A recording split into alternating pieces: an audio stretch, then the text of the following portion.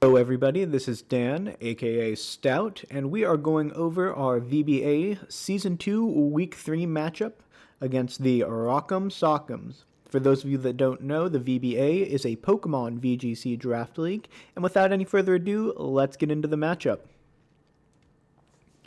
So, looking at my opponent's team, I thought he had a very strong 5 Pokemon that matched up into me. Blastoise, Landorus, Rotom Heat, Virizion, and Persian A. I think, honestly, all of them have an 80% chance or greater likelihood of coming. If I had to drop 2 of these into the Might See category, it would be the Virizion and Blastoise, but I think both of them are more likely than anything in the Might See category currently. But Landorus, Rotom, and Persian are almost guarantees in my book. So looking at what I think he might bring, Pelipper, he doesn't have the Water Sweeper yet, but if he expects me to have a Sun mode, then just having a way to fight the weather could be useful. I have liked what he's done with the Slowbro and the Cinccino. I have no idea how to pronounce that Pokemon's name throughout this season. So I could see a world in which either or both of them come and do some work as well. But I don't really see one where the Lickitung, Palisand, or Sawk come, although I do know he's brought Sawk in situations where I wouldn't have expected it before. The Palisand, without a good way to set it up, just seems like it loses to Venusaur, and looking at his team, he needs to prep pretty hard to beat Venusaur Torkoal, which is a common theme for my opponents. On my side, my definite brings are Goodra, Tapu Koko, and Glastrier for very different reasons. His team seems a little soft to really good Trick Room, so that's why the Glastrier is coming. The Tapu Koko is going to have Brave Bird on it with enough to take out a Max Virizion in case he goes for the beat-up set, which I think is a definite possibility, so that's why I definitely needed to have Koko, and then you'll see what else I did with it. And then the Goodra is really interesting. It walls a lot of his team, and it has access to water moves that really give Rotom a hard time, which Rotom is one of the tougher matchups into my team. Rotom Heat is uniquely good against a lot of what I bring, and Goodra is my best answer to it. So with that, I was thinking this could be the Venusaur Torkoal week, because I still haven't had Venusaur hit the field yet, and it was my first pick. So I thought this could be a week for that possibility. I do want Trick Room, so I knew I needed either Bronzong or Beheeyem. Tangela seemed like it could be good as redirection support, and because I have the Koko coming, Thievul's always a possibility as well. I didn't really see a spot for Mantime or Frostmoth this week.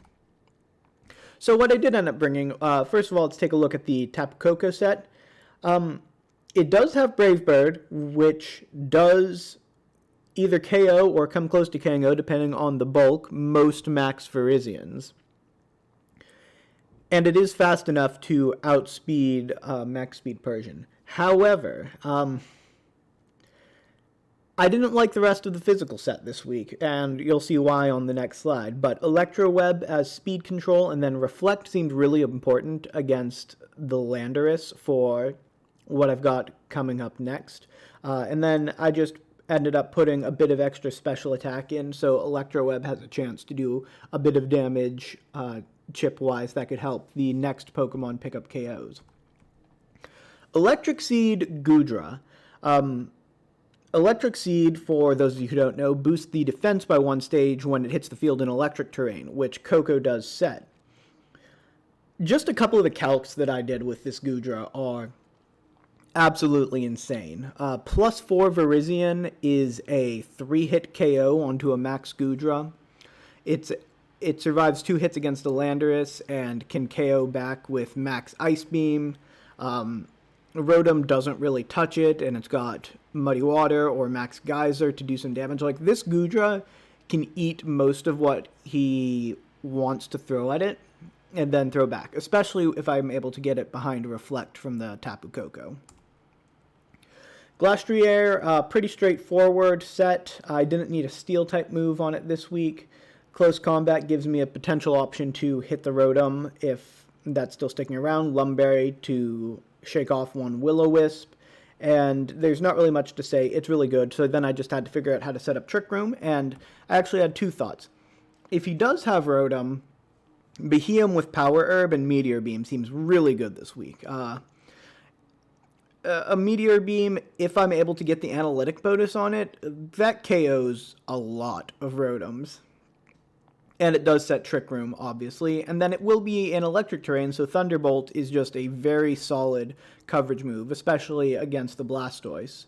But if he does bring Rotom, if he does bring Rotom. If he doesn't bring Rotom, Bronzong is more consistent at setting Trick Room, especially against Persian. So I have two different Trick Room setters depending on what his team looks like, and I'm okay with that for this week.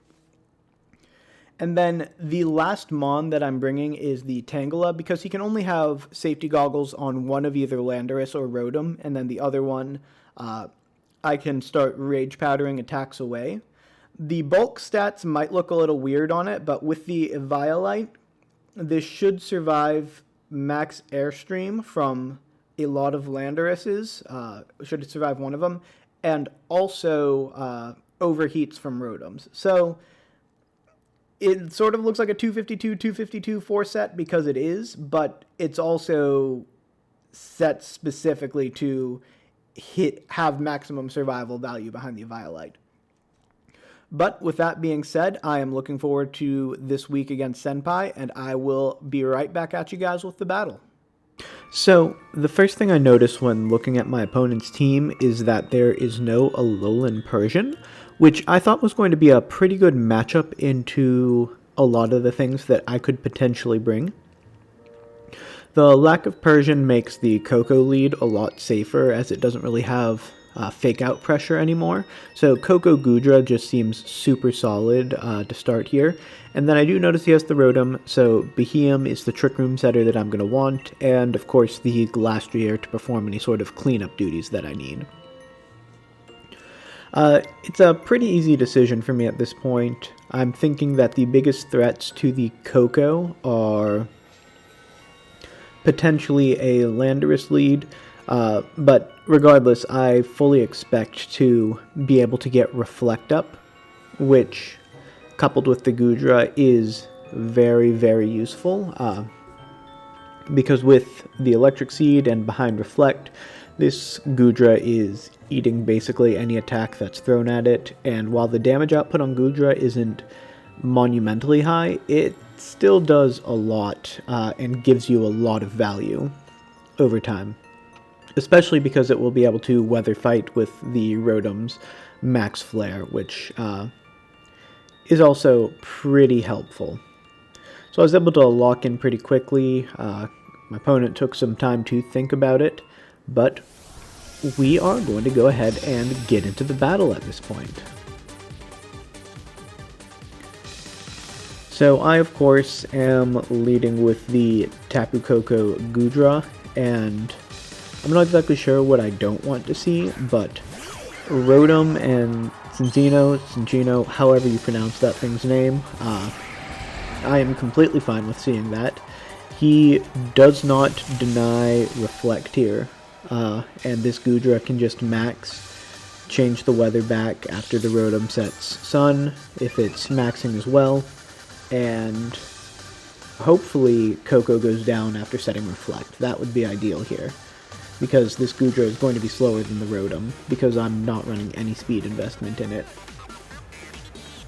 I do also briefly consider an Electro Web to slow down the Rotom to get the Max Geyser off before it gets a Max Flare off to weaken it, but I decide Koko going down here actually has more value than the additional damage that I can get off onto the Rotom.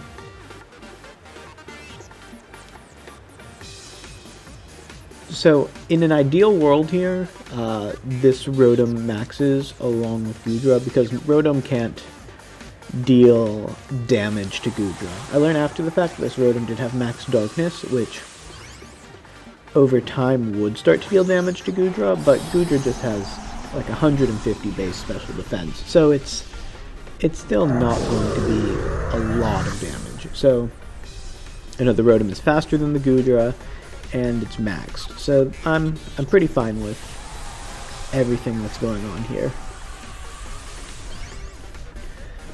Alright. Goodra, the big derpy boy. He's gonna have some fun today.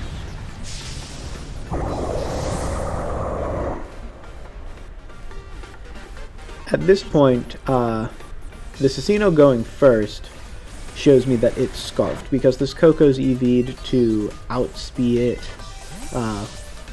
anything on his team that isn't Scarfed. So I've found the choice Scarf. I'm happy about that. If I can identify the safety goggles, even if I lose this first game, I'll be very happy with the set overall. But here, Landorus coming out, I get the Reflect up, and this Landorus into a +1 defense Goodra isn't going to do a lot. Max Flare should take out the Coco because I'm running a minus special defense nature, and it does. Which is good for me because I am now safely behind Reflect. He doesn't have a special attacker that can deal damage into Goodra.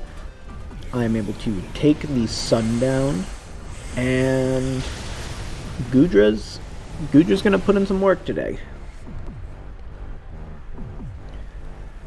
So the plan here is always to go into Behem and try to get Trick Room up. Now, I know my opponent's gonna have two thoughts here. A Max Flare would keep the Rawk'em alive through another Max Geyser, and he might need that for survivability. But if he doesn't Max Darkness, which I watched his Twitch video before recording this, so I know that the Rawk'em does have Max Darkness, that has the potential to prevent Trick Room. So he's got to pick one of the two. Does he want to prevent Trick Room, or does he want to potentially save the Rawk'em with the weather set? And he goes for Earthquake on Landorus. I've got Reflect up. Goodra's gonna eat that all day. Like, that is so little damage. And I don't think the Max Flare is the correct choice. Max Darkness should have been able to pick up the KO there. Actually, I almost guarantee you it does. And in-game, I didn't realize he had Max Darkness, so that made the attempt to set up Trick Room much riskier, but it really was my best option at that point. Even if he likely is able to deny it. Like, even Max Lightning might have picked up the KO there. But there wasn't really anything else I could do there. I set up the Trick Room. I've taken out the Landorus. I've effectively neutralized the Rawk'em as well. And Goodra set Hail. So this is actually going to allow me to find the safety goggles, which is nice. So I see Rawk'em doesn't have safety goggles. That means I can basically get a free Trick Room up with Bronzong if I want in a future game. Now in this position, behind Trick Room, I feel very comfortable. I could go for a Max Geyser into the Rawk'em, but I think the Behem getting to +1 with a Meteor Beam, depending on the Rawk'em's bulk, may or may not pick up the KO, would be really close at this range. But a Max Wormwind into the Sawk to lower attack isn't a bad option. Like, I'm very comfortable in my position in the game here, because Trick Room is up, I've got Blastria in the back, and Rawk'em's taking a big chunk of damage from something. And that something is Behem, who Meteor Beams, activate the Power Herb after special attack increases, and we'll see what this does. Not quite a KO. It takes Rawk'em down to 3 HP from my opponent's VOD.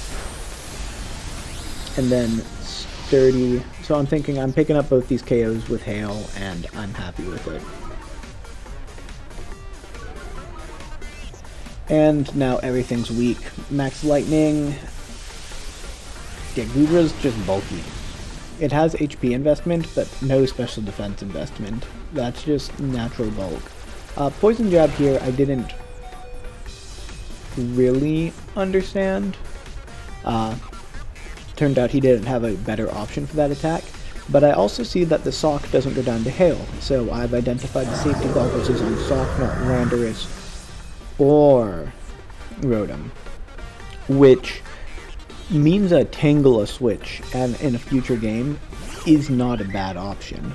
But based on the way this game's been playing out, I'm okay with going Goodra Coco again. At this point, I'm unaware that Max Darkness is an option out of the Rawk'em, so I think Beheum has a much safer Trick Room than it actually does. But I'm thinking that I can clean up this game and be very happy moving forward with a pretty easy setup. So here, I'm just trying to think, what are the best KOs? Sawk protects. Beheum's able to Psychic into this Encino, do a decent chunk of damage, but because Sawk protects, Ice Beam doesn't KO it, it'll survive because Safety Goggles with Hail. Beheum will not survive the Hail. So technically, another kill for Goodra. I know that doesn't count, but I like to think about it that way. And then I have Glastrier and Goodra under Trick Room against a 1 HP Sawk. This is pretty much cleanup. My only thought is the Glastrier is going to attack. What move do I want to reveal? I know Goodra is going to be able to pick up the KO on Sawk, so I'm okay if Glastrier potentially misses. So I don't want to reveal Close Combat, that I have a move to hit Rawk'em for neutral. So I'm just going to High Horsepower, which could miss, and then Goodra gets the KO. But it seems like something that Glastrier would have in a standard set against his team. And I feel very comfortable after this game, and as we are moving into Game 2, I'm really debating here, and as I was at the end of the last game, do I want to do the hard Tangela Bronzong switch, because I know I get Trick Room up, and then I could have a Max Glastrier game, or do I want to repeat the Goodra game and just force him to try to answer it? Like, he needs to show me that he's able to answer it, or I guess it just wins. So I decide I am okay with forcing him to show that he has an answer to Goodra. And if he can't answer Goodra, then this is just going to be a pretty clean win for me. If he can answer Goodra, however, I do have a lot more confidence in my super hard Trick Room mode in a potential Game 3 scenario based on the way that Game 1 played out. So looking at his team, I don't know exactly what the Lickitung is going to do, and the Slowbro has the potential to be very scary. I don't think Slowbro carries anything to hit Goodra, but if it comes out, that's something that I will play very cautiously around, and later in this game I do play overly cautious and make what I think is a mistake in my caution, but I do not get punished for it in the moment of the mistake being made.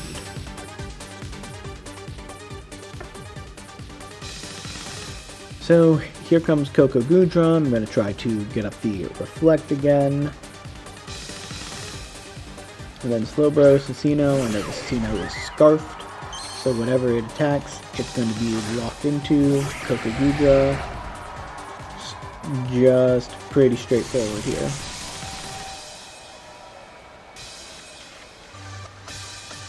So I'm going to want to set up Reflect, and then here I shouldn't max, because neither of these threaten Goodra, but I act as if they do.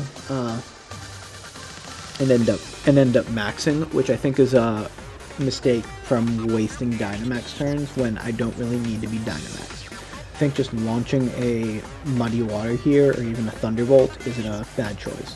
Also Thunderbolt on Goodra because it's an electric terrain. You know, cute little things my team can do. But if I do max, Muddy Water will not pick up the KO. I'm fairly certain of that. But it does give me the weather advantage for when the Rotom comes out, which I do think is his best option. So, quick draw here. I might not get this Reflect up with Coco, which if he has Landorus in the back and can position it well, and he's able to stall out Goodra's max, I mean, it's still not going to do a lot to Goodra. Even Max Life Orb Landorus to non-Dynamax Goodra, when it's +1 not without Reflect, doesn't pick up a KO, but Reflect is nice, but Tail Slap misses, so Reflect goes up. So that's a bit of good luck for me in this game, and then I'm able to set the weather, and now Goodra's not really going to be picking up KOs in its max, but I did safely set the weather, and I have Coco, who is now the sacrifice lead, basically. I want Coco to go down. So I think either Electro Web or Brave Bird, probably Brave Bird, thinking about it, would be the best attack here into Slowbro, just to try to make it go down. But Electro Webs also just has the potential to pick up a KO, and that plus this would take it out, but this Coco's going down before it can launch an attack. Like, the Susanoo's locked into Tail Slap, and behind Reflect, that's not going to do anything to Goodra. He gets another one of those. Goodra's very bulky, so that doesn't do a lot. Tail Slap, even behind Reflect, is able to pick up the Coco from that range.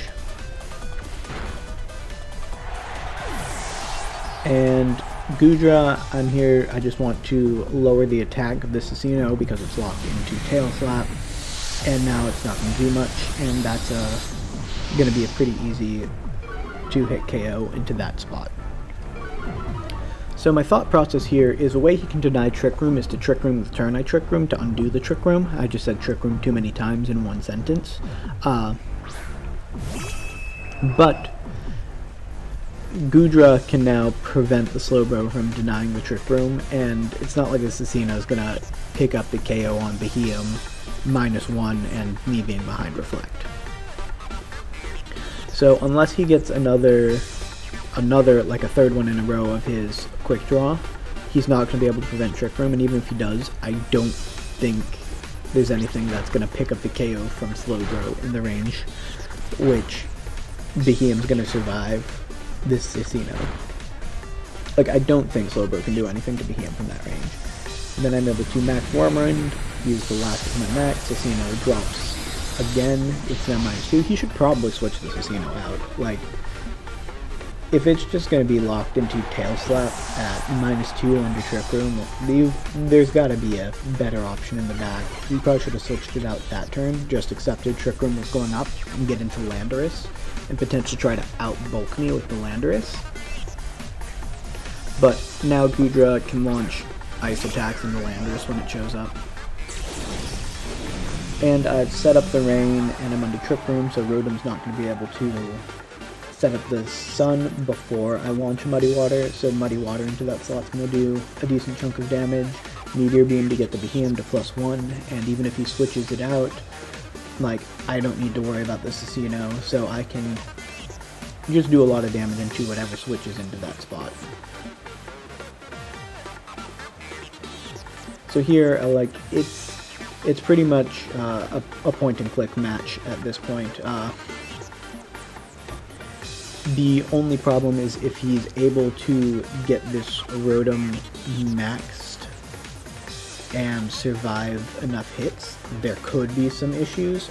It does have some 3v1 potential versus my team, but this had to not be Landorus, because Landorus goes down to this attack combo.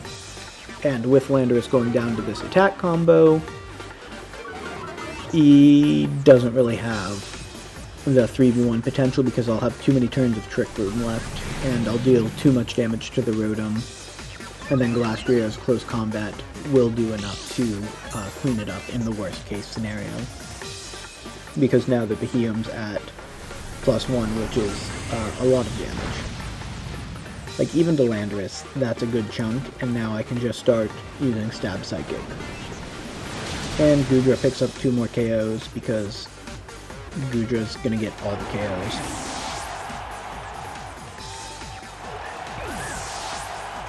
So yeah, Goodra played very well for me this week. I'm quite happy with it.